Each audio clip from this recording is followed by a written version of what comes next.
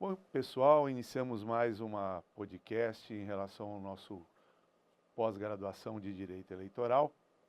Hoje nós vamos trabalhar com um tema relacionado a crimes em matéria eleitoral, né? E para isso, né, nós convidamos, já agradeço de antemão o aceite, o professor Denis Pigosi, procurador da República, trabalhando na área penal já desde 98, mestre pela PUC de São Paulo em processo penal, professor de diversas instituições ao nível de graduação, de pós-graduação, né? E nós vamos ter ali uma verdadeira aula em relação a esse tema e a oportunidade que vocês vão ter de estender esses conhecimentos que ele vai passar para a gente a partir de agora, no curso do pós, porque ele também será o responsável por ministrar esse módulo para vocês.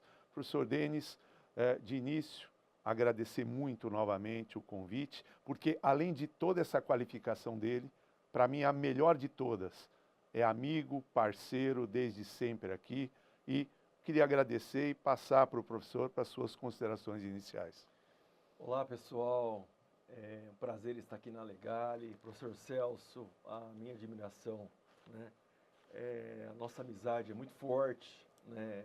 Um amigo que eu tenho, admiro muito o professor Celso. E quando chegou até mim o convite, Denis, você topa dar aula aqui na parte de crimes eleitorais? Nossa, sem sombra de dúvidas, é com uma alegria imensa, né, que a gente está aqui para ajudar vocês aqui com a nossa vivência na parte penal, né, como o Celso falou, desde 98 a gente está labutando na área criminal e estamos aí, mas Celso, a reciprocidade, viu, a admiração pela sua pessoa, e quando surgiu essa ideia, e você é o coordenador do curso aí desse curso aqui de eleitoral, poxa, né? E estamos aí firmes e fortes. Muito obrigado, viu? Denis, o prazer é nosso e vamos começar então nossa conversa, né? Primeira pergunta que eu queria formular aqui diz respeito aos destinatários dos crimes em matéria eleitoral, né? Como é que o Código Eleitoral trabalha com esse item? Então, professor Celso, o Código Eleitoral, ele é claro, né? Tem um dispositivo no artigo 283, né, do Código Eleitoral, que é a Lei 4737/65, e estabelece o seguinte, Celso, poucas pessoas sabem disso. Os cidadãos que são convocados ali para prestar serviço eleitoral, na junta eleitoral, na zona eleitoral, eles são os destinatários, cidadãos são destinatários, são destinatários dos crimes eleitorais. Logicamente, né, professor Celso, ali se você verificar o artigo 283, como eu afirmei, do Código Eleitoral, os magistrados, né, e todos aqueles funcionários requisitados pela Justiça Eleitoral, né, dando ênfase, os cidadãos são destinatários desses crimes eleitorais. Inclusive, professor Denis, acho que andou bem o Código ao estabelecer dessa maneira os destinatários, porque amplia o elenco daqueles que podem ser responsabilizados pela prática de crimes, né, nesse setor, né? Ficasse o Código adstrito ao termo funcionários, né, então estaria muito limitado, estaria excluindo diversos personagens que, como foi bem dito, participam do processo eleitoral, os mesários, os cidadãos integrantes de juntas eleitorais, que, claro, podem cometer ilícitos também, né? Então, com essa perspectiva, ele lança a mão, não só a expressão funcionários, nem servidores, mas agentes públicos, né? Ampliando sobremaneira, como já foi dito aqui, o elenco daqueles que podem ser responsabilizados. E, ao contrário de outras leis que se restringem a funcionários, acho que andou bem o Código Eleitoral nesse sentido, e com um detalhe interessante, né? Porque o código é de 65, Isso. né? E está para ser alterado, mas é de 65. E lá de trás ele já lança a mão dessa expressão agentes públicos, hoje adotada de forma reiterada também dentro do direito administrativo, não é?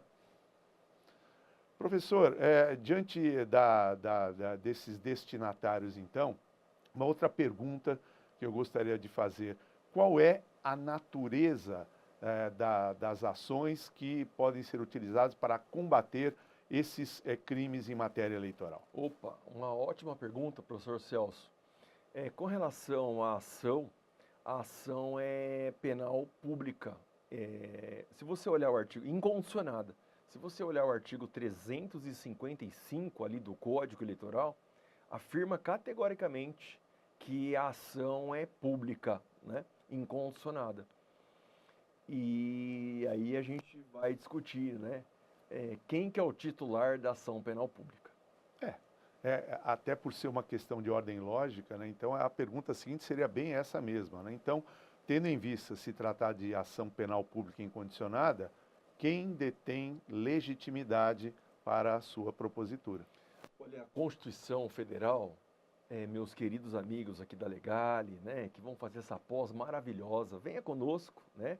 O saber que você merece, sempre Legale aqui. O titular da ação penal pública é o Ministério Público, é o parquê. Ele é o titular da ação penal pública. Ah, mas Denis, isso aí essa afirmação que você mencionou agora, onde que ela está prevista? Simplesmente no texto constitucional. Se você pegar ali o artigo 129, inciso 1º da Constituição Federal, da nossa querida Carta Magna, o Ministério Público é o titular da ação penal pública. É o parquê que é o titular da ação penal pública ali, com todos os seus princípios, né? E pedindo licença, professor Celso, a peça que inaugura a ação penal pública, como é sabido por todos, é a denúncia. E essa constatação é importante de ter previsão constitucional nesse sentido, porque traz um desdobramento imediato, né? Porque qualquer alteração que se pretendesse promover, né, ainda que possível, só viria por emenda constitucional, né? E demandando ali toda aquela aprovação complicada por 4 votações, 2 na Câmara, 2 no Senado, né? Pois bem, e inclusive, isso a gente vai conversar um pouco mais adiante, né? Porque isso também, o fato de ter uma previsão constitucional nesse sentido, impediria qualquer tipo de mudança por meio de normas infraconstitucionais, né, que pudesse implicar num esvaziamento dessa competência, ainda que mantida, mas num esvaziamento, né? Agora, um outro detalhe importante em relação a essa legitimidade, né, resulta também de previsão constitucional, porque no próprio artigo 129, agora no parágrafo 1º, a Constituição estabelece a competência concorrente, né, do Ministério Público com outras pessoas previstas em lei, mas para a propositura de ações cíveis, né? É o caso envolvendo as previsões estabelecidas na Lei de Ação Civil Pública, né, que, além do Ministério Público, apresenta outras pessoas com titularidade. Eu queria perguntar para o professor se essa competência concorrente ela pode se estender ou não para as ações penais também, ou se ela ficará restrita a essas ações cíveis. Olha, excelente pergunta, professor Celso, né? Aqui a resposta é não. Essa concorrência que o professor Celso falou, do Ministério Público com outras, né, com outros agentes para propor, por exemplo, uma ação civil pública, ela não se estende à área criminal. Eu vou deixar bem claro aqui para os meus queridos alunos, a gente vai explorar isso bastante nessa pós aí maravilhosa aqui da Legale, né? Lembrando sempre todos, o saber que você merece. O titular da ação penal pública é o Ministério Público. Isso, Denis, mas isso admite concorrência na área penal? Não. Na área penal, exclusivamente o titular da ação penal é pública. O titular da ação penal, desculpem, é o Ministério Público. Sendo ação penal pública, o titular é o Ministério Público. Denis, você pode,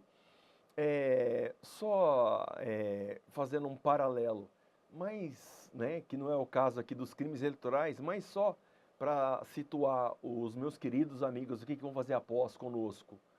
Mesmo na ação penal pública condicionada à representação, mesmo na ação penal pública condicionada à requisição do ministro da Justiça, mesmo, o titular, falou em ação penal pública, o titular da ação penal pública é o Ministério Público. E ressaltando mais uma vez que os crimes aqui eleitorais são de ação penal pública incondicionada. E além do mais, o titular da ação, como eu falei aqui algumas vezes já, é o Ministério Público, não admitindo essa extensão da concorrência. Uma excelente pergunta. Professor Denis, então, já partindo do pressuposto que aqui o Ministério Público nada de braçada, né, por se tratar de titularidade exclusiva, né, eu queria que o senhor estabelecesse algumas considerações em relação à participação, se é que ela existe, do cidadão no que se refere à apresentação de denúncia pelo MP, né? Olha, uma excelente pergunta. Isso aqui, professor Celso, isso aqui, né, como cidadão brasileiro, a gente tem que alertar a população, né?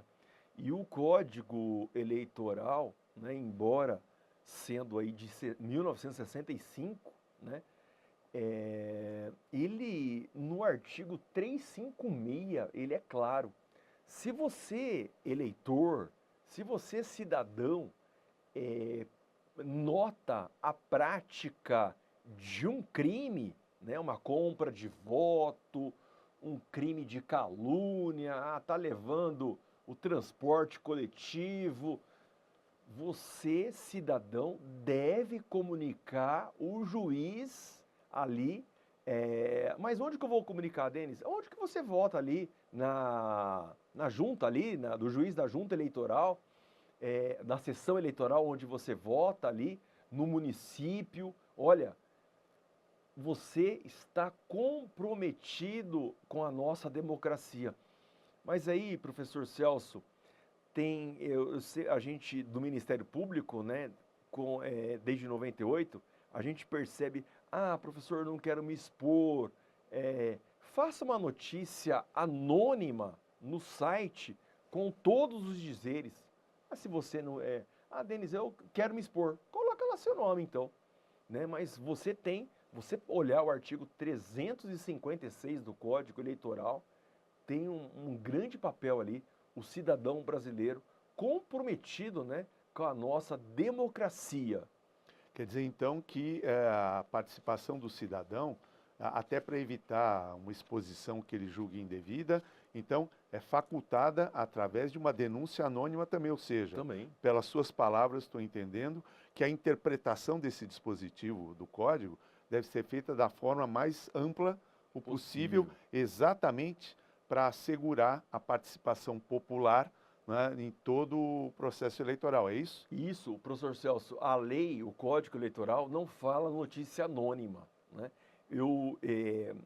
Você foi muito feliz quando você falou, Denis, dá para estender isso ao anonimato? Dá, né? Mas é importante que você, ao notar, né, ao observar a prática de um fato típico, ilícito e culpável, ou seja, a prática de um crime eleitoral, e são vários os crimes eleitorais, né, que estão dispostos ali no Código Eleitoral, em outras leis, você notifica o juiz responsável, que o juiz vai comunicar ao Ministério Público, né, para tomar as providências cabíveis. A gente está a gente chegou num ponto da democracia que nós nunca deveria admitir nada de errado nas nossas eleições, né? A nossa eleição tem que ser totalmente transparente. E a gente tem que combater de toda e qualquer forma todas as ações criminosas que surgem no pleito eleitoral. E, professor Denis, até eu queria comentar, porque essa previsão aqui, eu insisti um pouco nisso, porque Lógico. ela vem no Código Eleitoral de 65, editado um ano após a eclosão da Revolução, né? Durante, portanto, um período ditatorial que se estendeu ali até perto dos anos 90, né? E trazendo uma previsão dessa natureza quanto à possibilidade do cidadão, né, dar notícia acerca de ilícitos praticados para as devidas providências do Ministério Público, né? E aqui, até aproveitar para complementar, porque alguém poderia estar perguntando o seguinte: mas se esse código é de 65, ele foi recepcionado pela Constituição de 88, ele se encontra em pleno vigor agora, e ele se encontra, né? E ainda com uma questão importante, porque alguém poderá dizer, e professor, eu tenho notícia de tramitação de um novo Código Eleitoral, né? Essa informação procede, e se esse Código Eleitoral for aprovado, ele pode ser utilizado para as eleições desse ano, né? Então, se houver essa dúvida da parte de vocês, é uma dúvida legítima, porque, afinal de contas, nós vamos estudar durante todo o nosso pós-graduação as matérias que se apresentam pela legislação vigente, a legislação já em curso. E, se eu for atuar nas eleições desse ano, a legislação será a mesma ou não será?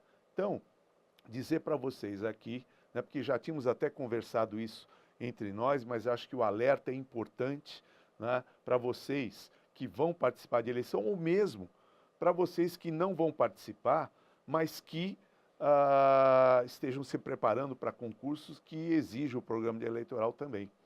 Sim, tem um novo Código Eleitoral em tramitação.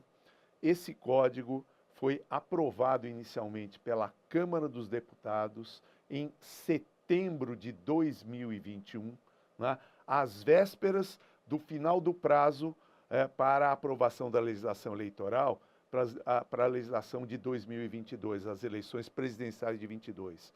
Só não se transformou em lei porque deram uma semana só de prazo para que o Senado pudesse apreciar mais de 900 artigos que vão aparecer ao longo desse código agora, né? Porque a ideia aqui é de condensar todos os diplomas eleitorais, até que o professor fez referência, o Código Eleitoral, a Lei das Eleições e outros, e em um só, e aí com mais de 900 artigos, né?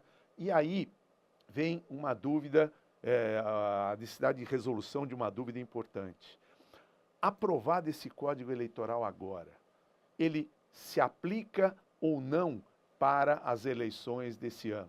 E em conversas que nós já mantivemos anteriormente, ficou aqui consignado que não se aplica. E por quê?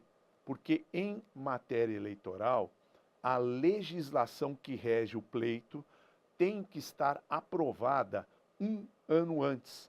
É o princípio da segurança das relações jurídicas em matéria eleitoral, que está consignado lá no artigo 16 da Constituição, né? Então, aprovando agora o Código, imaginemos em abril, há 6 meses do pleito eleitoral, ele entra em vigor, mas não se aplica para as eleições desse ano. E se vale um registro até para fins de ilustração, essa história já aconteceu anteriormente para as eleições de 2010, quando a candidata Dilma obteve seu primeiro mandato. Por quê? Foi aprovada a legislação, né, em outubro de 2009 para aquele pleito, e em maio de 2010, em junho, a bem da verdade, há 4 meses das eleições, aprovaram a lei da ficha limpa. E a lei da ficha limpa mudou radicalmente as regras do jogo, né, ampliando as hipóteses de inelegibilidade e não pôde ser utilizada para as eleições daquele ano. Foi utilizada pela primeira vez para as eleições municipais de 2012. Então, o precedente, entre outros, já existe. Então, fiquem despreocupados, porque, né, se o código for aprovado agora, e eu tenho até minhas dúvidas se será, porque a partir de julho o Congresso para as eleições, né? Mas se for aprovado para esse ano, ele não se aplica para as eleições desse ano, né? E para fins de concurso até pode ser questionado, né? Mas porque tem muita coisa, muita novidade está sendo colocada, né? Mas voltando aqui, fechando o parêntese, voltando, né, às questões específicas em matéria de crimes eleitorais, né, tendo em vista o papel exclusivo do Ministério Público, legitimado para a procuração, e o cenário envolvendo a possibilidade de participação do cidadão, dando a notícia ou com o nome ou de forma anônima, a pergunta aqui que eu faço agora e vou deixar para que o professor responda no início do próximo bloco, se diante de notícia ou o Ministério Público de ofício resolver pelo arquivamento da denúncia, né, o juiz ele pode discordar dessa conclusão? Em que medida ele pode fazer isso? Na volta do intervalo, o professor Denis responde.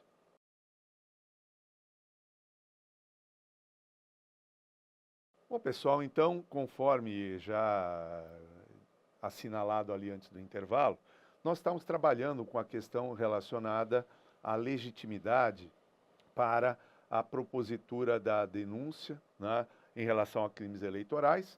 Já vimos, o professor Denis esclareceu de forma brilhante ali a legitimidade exclusiva do Ministério Público. 2, a impossibilidade de extensão da legitimidade concorrente prevista na Constituição, no parágrafo 1º do artigo 129, para a área penal, ela deve se restringir à área civil. E vimos também a participação prevista no Código Eleitoral do cidadão, oferecendo a notícia sobre ilícitos praticados para o Ministério Público. Então, agora, queria esclarecimentos do professor Denis acerca da possibilidade do Ministério Público, diante de notícia apurada de ilícitos penais, de concluir pelo arquivamento. E se essa for a conclusão, em que medida o juiz dela pode discordar e que medidas ou desdobramentos podem se apresentar?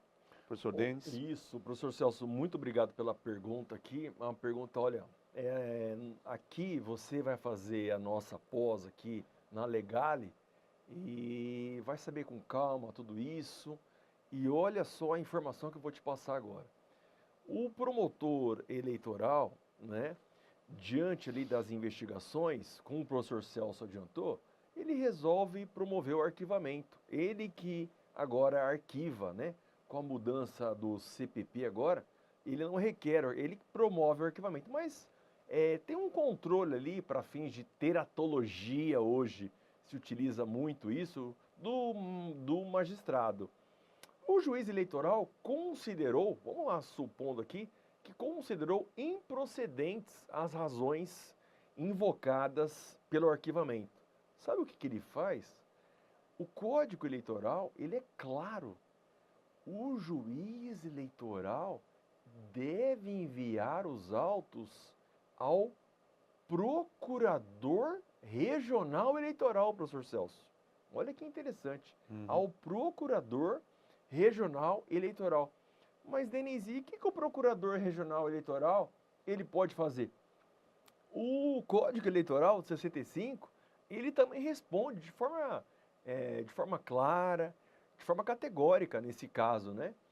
Ele pode designar, geralmente isso acontece, né? Outro membro para oferecer denúncia. Fala assim, poxa, por exemplo, o Denis aqui é o procurador regional eleitoral. Estou analisando o arquivamento aqui do promotor eleitoral. Nossa, eu concordo com o juiz, é totalmente teratológico. Então eu vou designar outro membro do Ministério Público para oferecer a denúncia. Geralmente é isso. Agora, o procurador regional também, ele pode insistir, esse é o termo que se deve utilizar, insistir na promoção de arquivamento do promotor. Ele concorda com o promotor e, nesse caso, o juiz estará obrigado a arquivar. E aqui nas suas ponderações, o senhor tocou num ponto importante, né, que eu acho que vale a gente ressaltar aqui, né, porque tocou em alguns dispositivos e mudanças promovidas na legislação penal, vale a gente destacar, né, professor Dentes, que a legislação penal e processual penal tem aplicabilidade em caráter subsidiário Isso. em relação à área eleitoral, não é? Olha só a observação do professor Celso. A resposta, sim, professor Celso. A legislação penal, a legislação processual penal geral, tem sim aplicação subsidiária no âmbito, na esfera eleitoral. Então, essas mudanças aí que ocorreram, esses entendimentos, né, está sendo discutido ainda hoje, está pendente de julgamento, embargos de declaração no tocante ao arquivamento do inquérito policial, mas hoje assim, né, até hoje, nesse momento que eu estou falando com vocês, o promotor vai promover o arquivamento e ele encaminha os autos para o juiz, para ver aquele termo que eu utilizei, vou colocar assim entre aspas, se há uma teratologia do promotor ao pedir arquivamento. Ele não gostou, entre aspas, desse arquivamento, desse pedido de arquivamento, desse arquivamento, aliás. Ele manda para o procurador regional eleitoral, que tem essas opções aí. Ou ele concorda com o juiz e designa outro, geralmente ele designa outro membro do Ministério Público para oferecer denúncia, ou ele insiste no pedido de arquivamento. Mas essa sua pergunta, professor Celso, respondendo assim, tem aplicação subsidiária sim, o Código Penal e o Código de Processo Penal à esfera eleitoral. E, professor Denis, ainda insistindo aí nessa matéria, né? Lógico.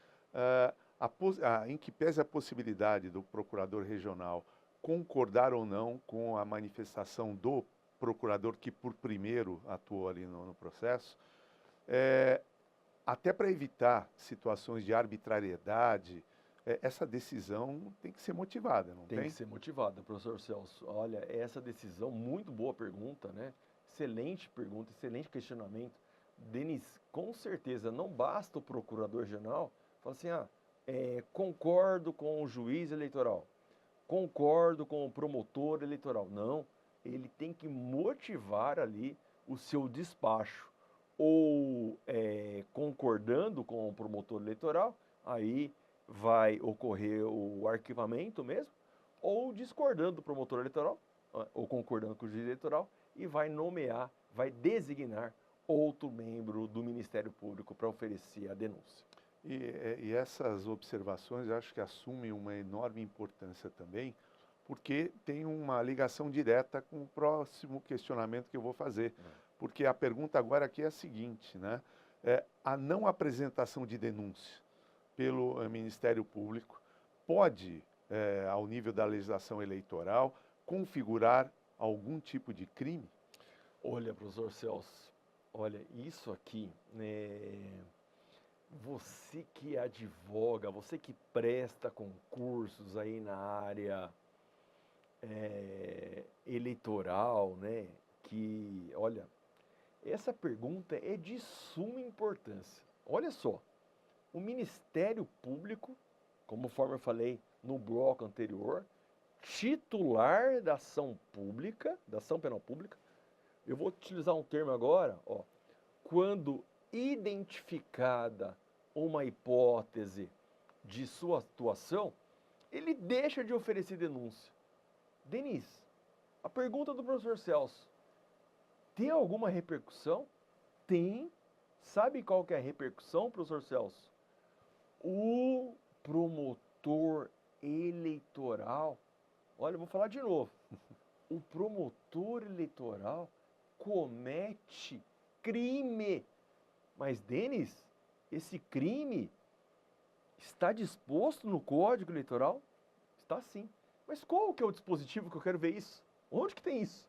Está lá indicado no artigo 342 do Código Eleitoral, né?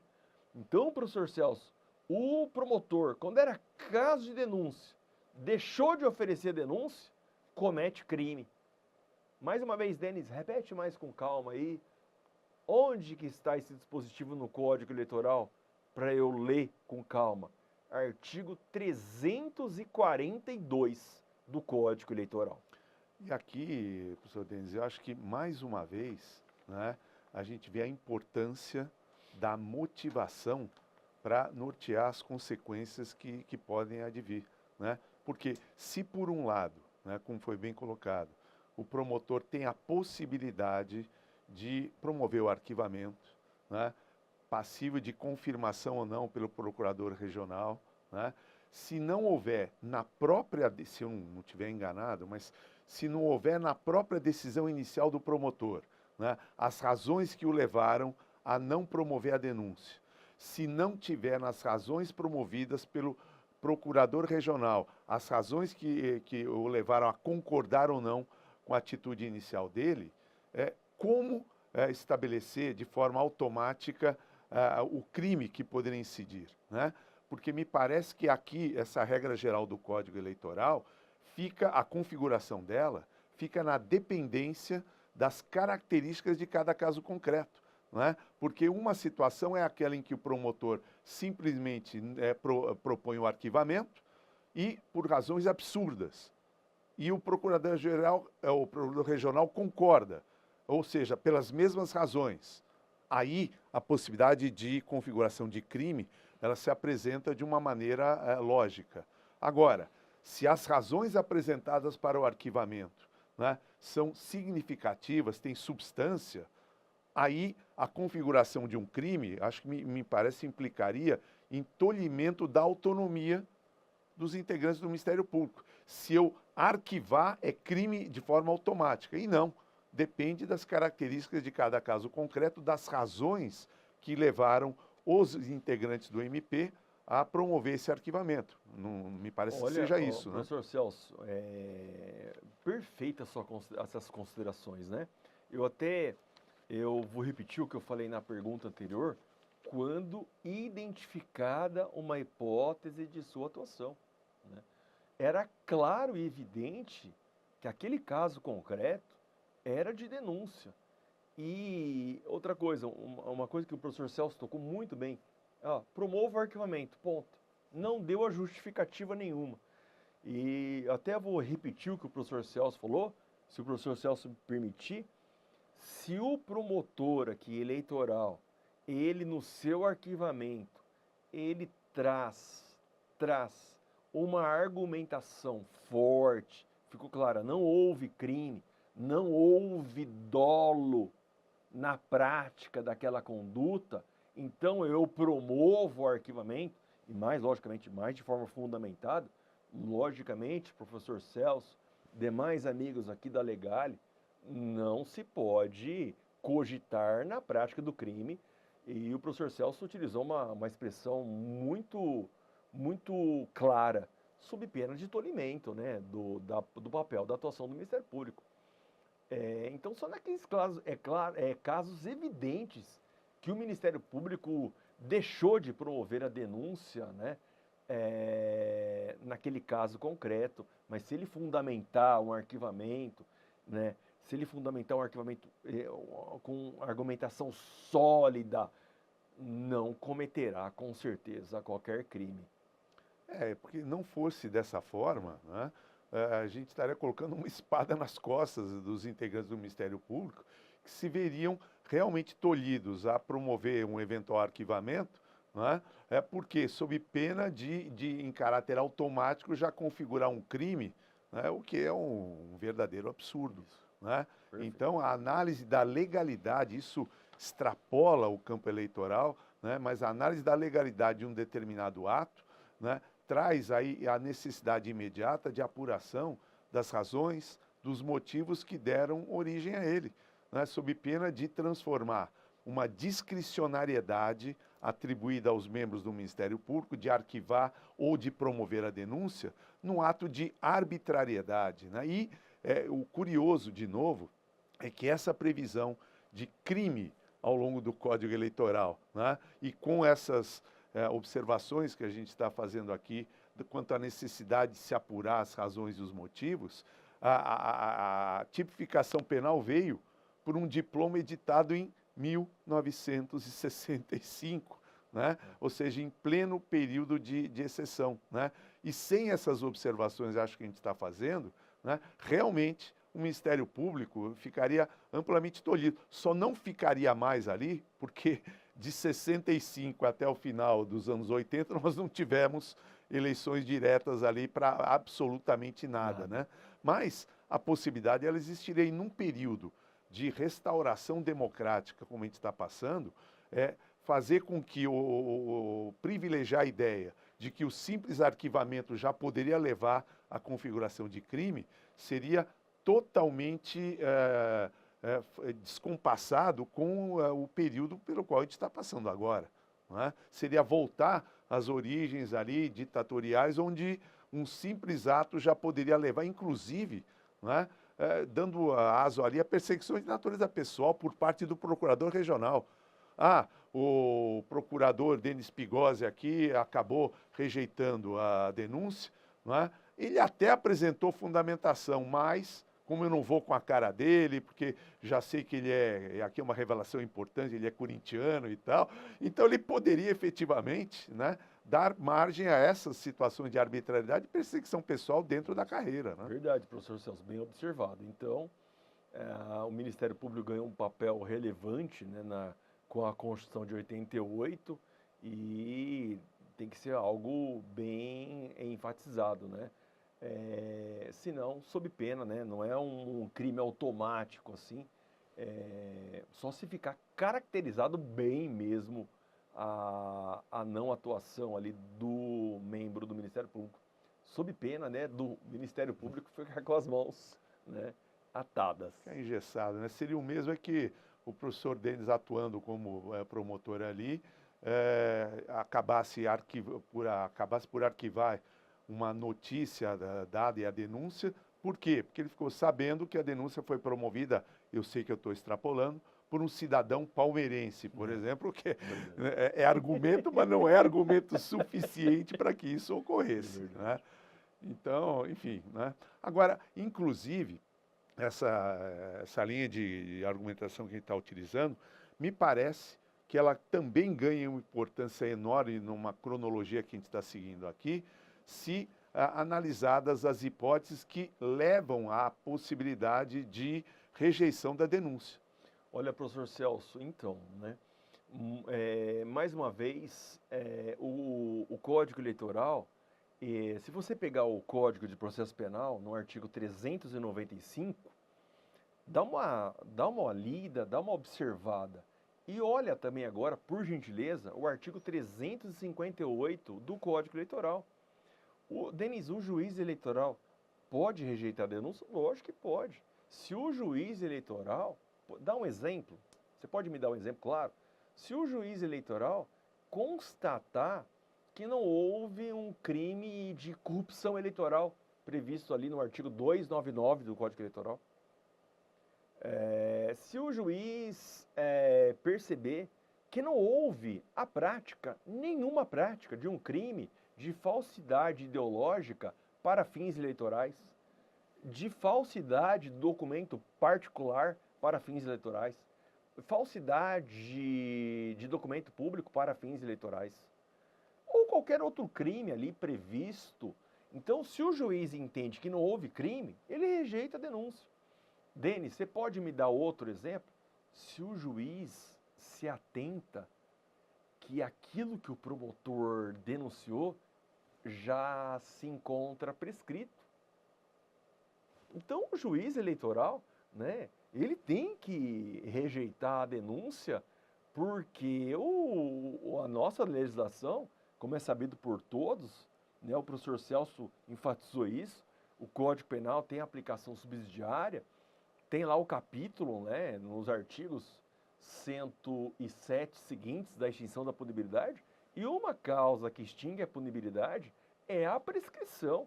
Né? Se você olhar o artigo 109 do Código Penal, estão os limites. E ele olha, poxa, o fato que o promotor eleitoral denunciou aqui já se encontra prescrito.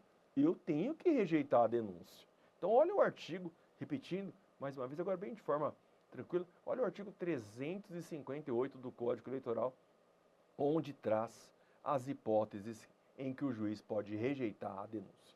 Inclusive, professor Denis, até porque entre essas hipóteses aqui, como vem colocada ali a questão da consumação da prescrição, se não houvesse a possibilidade de rejeição por conta dessa circunstância, a gente estaria também desrespeitando regra constitucional, porque a prescrição é um dos instrumentos importantes que concretiza o princípio da segurança das relações jurídicas, né? Então, você cometeu o crime há 500 anos atrás, né? Quando o Corinthians foi campeão do centenário ali, por exemplo, 1954, então, o crime foi cometido naquele momento ali, né? E daí? Bom, agora eu não vou poder rejeitar a denúncia aqui, por quê? Porque não tem limite de tempo. E é um absurdo, né? Porque aí o princípio dessa segurança das relações jurídicas está positivado ao nível constitucional. Eu já mencionei também no bloco anterior que em matéria eleitoral específica, lá no artigo 16 da Constituição, está dito ali, ó, amigos que vão participar da eleição, se a legislação eleitoral não for aprovada um ano antes, então ela não poderá ser aplicada para as eleições do ano seguinte, ok? E isso para evitar exatamente insegurança. É a mesma situação que vai se apresentar, acredito, em relação a essas hipóteses que o Código coloca, o eleitoral, o penal também em caráter subsidiário aplicável aqui, né? E são situações objetivas, né? A história da prescrição, que foi bem colocada, a história envolvendo a não constituição de crime pelo fato narrado, e outra situação extremamente objetiva, ou seja, se quem promoveu não tinha legitimidade para isso. Agora, sempre, acho que é bom a gente frisar, sempre decisão acompanhada das razões, dos motivos que deram origem a ela, né? Então, como até sempre cito, uma querida professora lá da PUC, foi desembargadora do TRF, já falecida, a professora Lúcia Figueiredo, que ela dizia que o conhecimento dos motivos que levaram o administrador a atuar dessa ou daquela maneira é a pedra de toque para o exame da legalidade do ato praticado. Sem o conhecimento de motivos, né, você não tem como avaliar em cada situação concreta a ilegalidade, a configuração do crime pela não apresentação da denúncia e assim por diante. Me parece que é esse o cenário, né? Esse é o cenário, professor Celso. Esse é o cenário mesmo. Sem sombra de dúvidas, o professor Celso fechou aí com chave de ouro, dando ali o artigo 16 também da Constituição Federal no tocante à segurança jurídica das eleições. É isso. Nós vamos para um rápido intervalo e, na volta, continuamos explorando o professor Denis.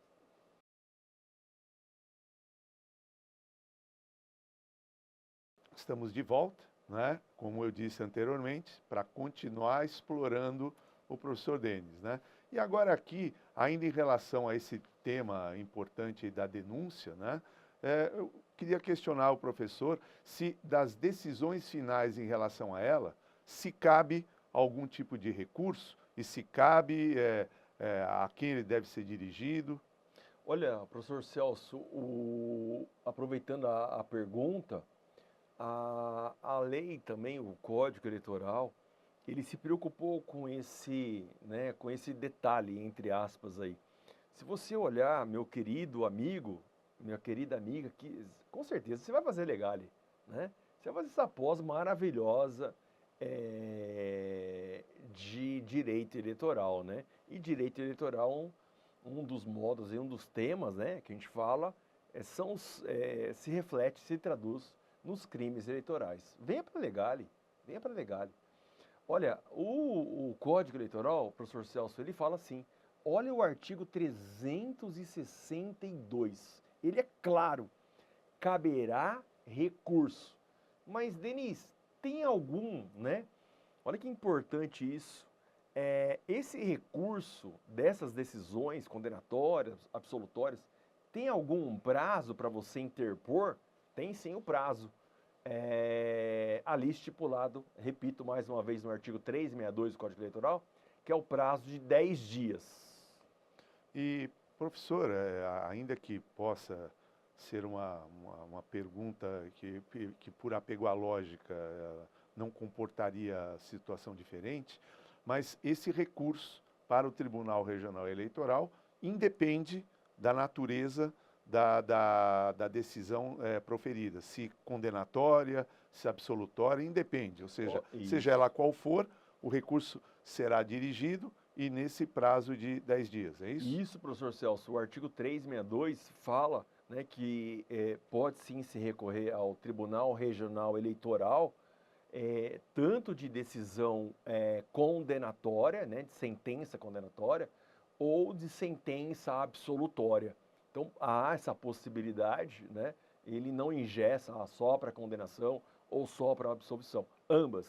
Então, a parte, né, que ficou, entre aspas, fecha aspas, descontente com o resultado do processo, né, sendo uma condenação ou absolvição, tem o direito, né, o sagrado direito aí, de recorrer, em razão até, né, a gente, se o professor Celso me permitir, em razão da falibilidade humana, né? É importante ter esse duplo grau de jurisdição, esse princípio do duplo grau de jurisdição, embora não esteja previsto expressamente no texto constitucional, ele decorre ali da estrutura do Poder Judiciário, dos órgãos ali do Poder Judiciário, que é claro, o Tribunal Regional Eleitoral, com juízes ali,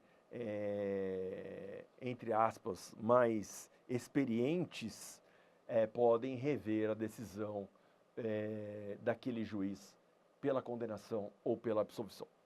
Inclusive, professor Denis, até a propósito do seu comentário aqui com relação à experiência dos integrantes de cortes eleitorais, só lembrá-los, né, que a Constituição, isso também vai ser abordado ao longo do nosso curso, com um módulo específico sobre estrutura e organização do Judiciário Eleitoral e também do Ministério Público Eleitoral, a composição das cortes eleitorais se dá de uma forma bem peculiar, né, e com base em normas constitucionais, né? Então, tanto o TSE quanto o TRE, aqui a composição vem, no caso do TSE, através de integrantes do próprio Supremo Tribunal Federal, das 7 vagas hoje existentes, né? 3 são preenchidas por ministros do Supremo Tribunal Federal, indicados, 2 preenchidas por ministros do STJ, também indicados pelos seus pares, e, atenção, cuidado, vou chegar até mais perto de você aqui, as 2 últimas vagas são compostas por advogados e indicados por quem? Cuidado, atenção, não é pela OAB. Os advogados que integram as cortes eleitorais são indicados, no caso do TSE, pelo próprio Supremo Tribunal Federal e tendo a necessidade de confirmação pela Presidência da República, né?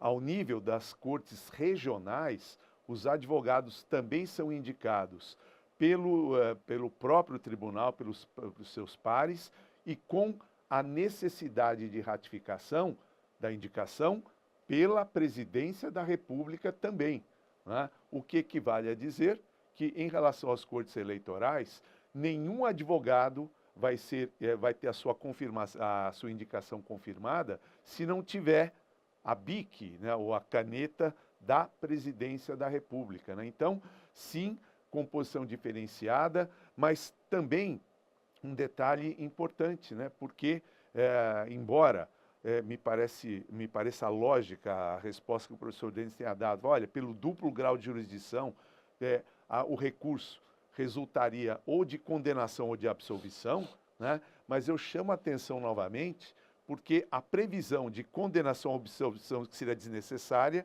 veio num Código Eleitoral editado em 65, num momento de exceção, né? Que poderia perfeitamente ter sido retirada, né? Mas foi colocada ali também, né? E ainda, insistindo sobre essa matéria, né, da decisão tomada pelo Tribunal Regional Eleitoral, aí eu questiono o professor Denis, qual o reflexo imediato aqui? Se for condenatória a decisão ou se for condenatória a absolvição, qual o reflexo imediato? Olha, meus amigos aqui da Legale, né, se o professor Celso me permitir, eu vou responder assim, de forma categórica a pergunta dele e vou me estender a algo a mais que muitos ficarão espantados. Tem um dispositivo no Código Eleitoral o dispositivo ali previsto, qual que é o artigo, Denis? O artigo 363 do Código Eleitoral. O que ele fala? Se a decisão do TRE for pela condenação, manda baixar os autos. Aí o Ministério Público Eleitoral tem essa atribuição para dar seguimento à execução da sentença condenatória. Denis, tem prazo de 5 dias. Aí, se o professor Celso me permitir, professor Celso, eu peço escusas, estou me alongando um pouquinho mais. Denis, e se o promotor eleitoral ele não promove essa execução da sentença condenatória? Nesse prazo exíguo, nesse prazo aí de 5 dias, tem alguma implicância, tem alguma consequência jurídica? Sabe qual que é a consequência jurídica, professor Celso? É a prática de um crime. Mas, Denis, onde que ele está previsto? Lá no artigo 342, aquele mesmo que eu falei, que a gente discutiu tanto, eu e o professor Celso, quando ele não oferece a denúncia no prazo de 10 dias, já a denúncia no prazo de 10 dias, a denúncia no crime eleitoral. E também, se ele deixa de promover a execução da sentença condenatória, professor Celso, o promotor eleitoral cometeria em tese o crime ali previsto no artigo 342 do nosso querido Código Eleitoral. Então, e essa é uma situação interessante também, porque acaba contribuindo para um princípio específico que rege o direito eleitoral, que é o princípio da celeridade em matéria eleitoral. Princípio da celeridade que tem por base hoje, não a época em que o Código Eleitoral foi editado, mas que tem por base hoje o artigo 5º da Constituição, lá no seu inciso 78, quando assegura a todos, né, como direito fundamental, a duração razoável de um processo, tanto ao nível administrativo quanto ao nível judicial, né? E, em que pese a previsão ao nível constitucional, é claro que essa duração razoável do processo, ela depende aí de definições posteriores. E aqui para você que vai fazer esse curso com a gente, né? Ao nível, não do Código Eleitoral, mas da Lei 9.504 de 97, que é a Lei das Eleições, lá no artigo 97A, tem uma previsão que é interessante, porque lá está dito que, a título de regulamentação desse artigo 5º 78, para ações eleitorais que tenham por objetivo a perda do mandato, vocês sabem qual é o prazo que deve ser cumprido sob pena de responsabilização? Isso é importante. Isso. Um ano a partir da propositura da ação, né? E com detalhe, hein? Lá está dito que esse prazo de 1 ano deve contemplar o trâmite da ação por todas as esferas da justiça eleitoral.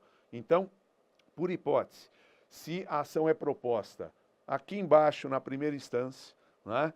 Então, esse prazo de 1 ano tem que contemplar o término da tramitação dessa ação, passando pelo Tribunal Regional, pelo Tribunal Superior Eleitoral e, inclusive, lá nesse dispositivo está consignado, sob pena de responsabilização.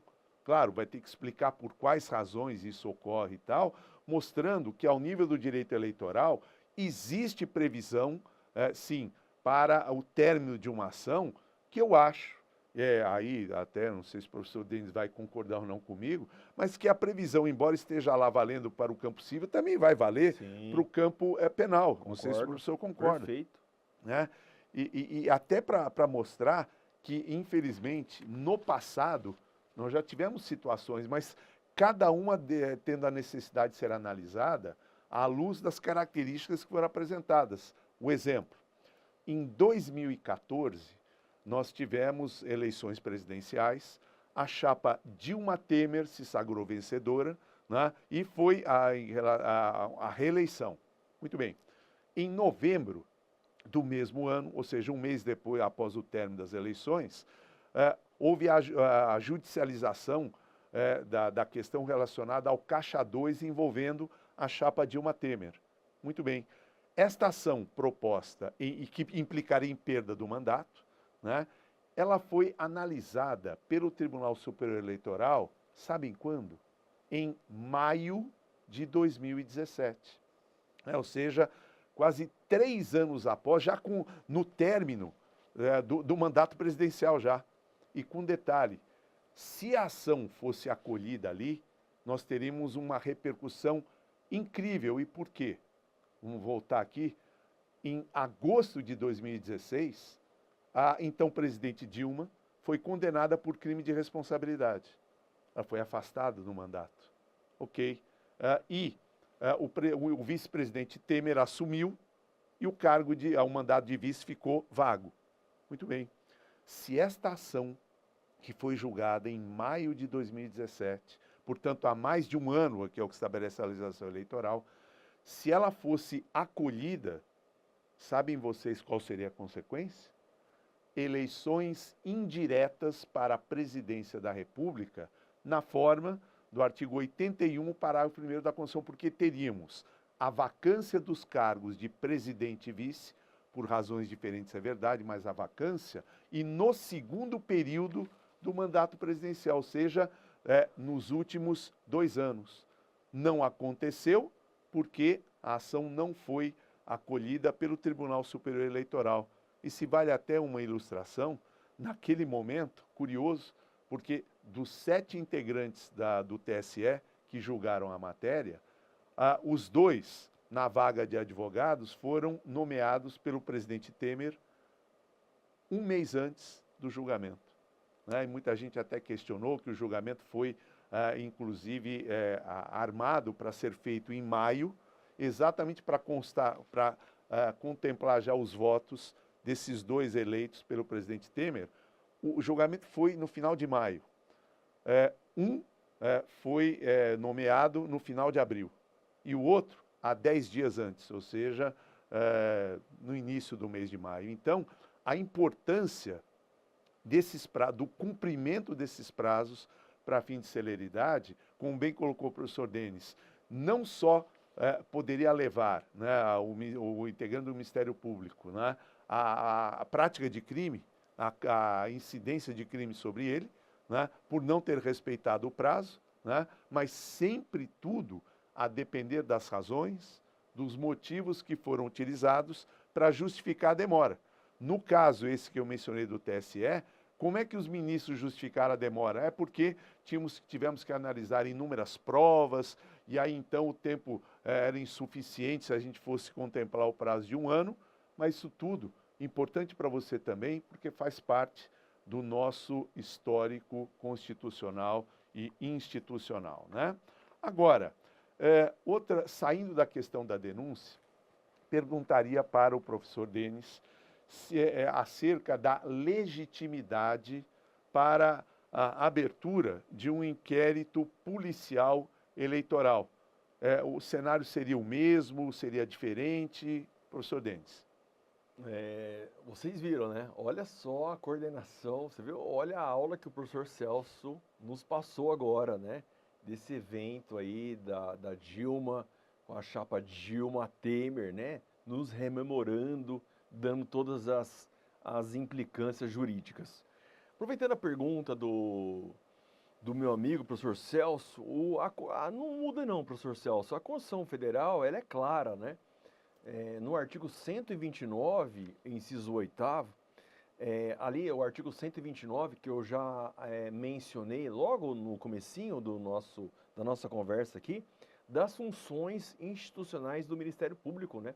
No inciso 1º, mais uma vez para deixar bem claro, o Ministério Público é o titular da ação penal pública. Denis, e o inciso 8º, ele requisita diligências investigatórias. É o Ministério Público requisitando diligências investigatórias e a instauração do inquérito policial, professor Celso. Isso é importante. Não muda, né? Esse aspecto do artigo 129 do texto constitucional, né? O Ministério Público ele ficou conhecido, né? Ficou clara, as normas são claras, né? No capítulo da Constituição Federal das funções essenciais da Justiça, né? Ressaltando, pelo amor de Deus, que o Ministério Público não é um quarto poder. O Ministério Público está ali, previsto na Constituição Federal, funções essenciais da Justiça. E olha o artigo 129, ele cumpre esse papel de requisitar as diligências e também requisitar a instauração do inquérito policial. E esse é um detalhe importante também, professor Denis, até para a gente reiterar o que já foi comentado aí em blocos anteriores, como nós temos uma previsão constitucional em relação a competências atribuídas ao Ministério Público, impossível que essas competências fossem retiradas ou esvaziadas por atos infraconstitucionais ou normas infraconstitucionais, né? Só por emenda constitucional, e ainda discutível se isso não traria alterações significativas na questão envolvendo a apuração de crimes e tal, né? Então, é previsão que não poderia ser nem retirada, nem esvaziada por qualquer ato, ou por lei, ou por resoluções que viessem posteriormente, né? E é nesse sentido, né, que eu até pergunto ao professor quanto à existência ou não de algum precedente relacionado a esse tema que já tenha sido apreciado pelo judiciário, né? Então, professor Celso, já teve sim, viu? Já teve sim o precedente. Essa afirmação que você mencionou agora, né? Nenhuma norma infraconstitucional pode esvaziar a atuação do Ministério Público. Isso é importante destacar. Uhum. Já teve precedente. Inclusive, professor Denis, porque esse precedente aí que o senhor fez referência, realmente ele se verificou, né? E ele veio através de uma resolução editada pelo Tribunal Superior Eleitoral. Ou seja, curioso que o próprio TSE tenha promovido um esvaziamento da competência atribuída ao Ministério Público, né? E através de um ato diferente de uma emenda constitucional, né? E eu acho que essa é uma história importante, né? Porque demanda até comentários ali em relação a essa decisão proferida pelo Supremo, e a gente faz isso, até porque o nosso tempo nesse módulo aqui está esgotado também, nós fazemos isso na volta do próximo e último intervalo.